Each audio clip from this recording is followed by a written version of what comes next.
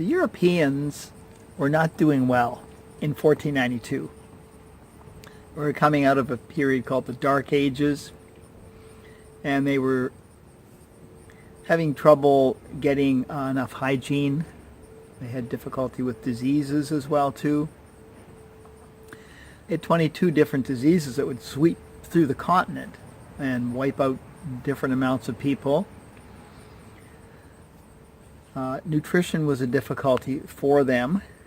Basically, the entire continent, which was 100% dictatorships, all kings and queens, cordoned off with the nobility and the nobles and dukes and barons and earls and all of these. They were like little kings and queens themselves, and they controlled their little fiefdoms. So the average person was a serf, little better than a slave, really, over half the population. And although they did have wheat and barley and oats, those are very difficult to grow compared to something like corn, for instance, which is in the Western Hemisphere. And rice is also difficult to grow.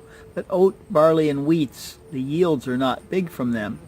Now, livestock, the Europeans did have a lot more opportunity in terms of livestock, but at that time it wasn't easy for the average person to own very much livestock. You had to be fairly wealthy, so they didn't really have that either. So nutrition-wise, they didn't really do that well. In the Western Hemisphere, they were eating well, and they had nutritionally balanced diets, and that's pretty well right from the north down to the south, as far as you can go in the south and the north as well, too. So hygiene-wise, the Europeans didn't bathe themselves.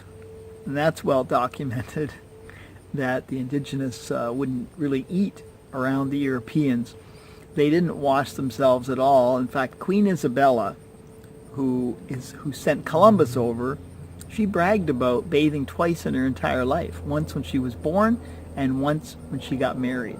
So you can imagine a person who didn't bathe for decades on end. And if you've ever been in a Tim Hortons, as I was one time, when a homeless person who happened to be in that condition came in a door that was maybe 35 feet away, and I don't think I'll ever forget that. So this is a situation where they believed that this is how people got sick. It was like a badge of honor, really, when I say Queen Isabella bragged about it. Queen Elizabeth I, very similar situation with her, and much of the nobility as well, too. It was just seen as we could get damaged from sickness that came from the water into our orifices of our body. And this was backed up by the church as well, too, since nakedness was closely associated with sinful behavior as well, too.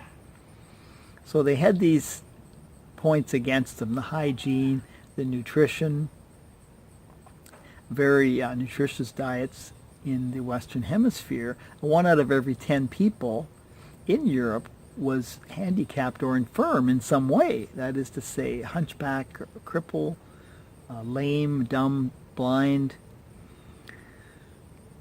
deaf, or just plain insane in some cases. So 1 out of every 10 people on the continent. And so I say they were not doing very well at that time. And as you'll see, that I'll submit that the Western Hemisphere people put the Europeans on the map. A little bit more of that next time around. We'll see you soon.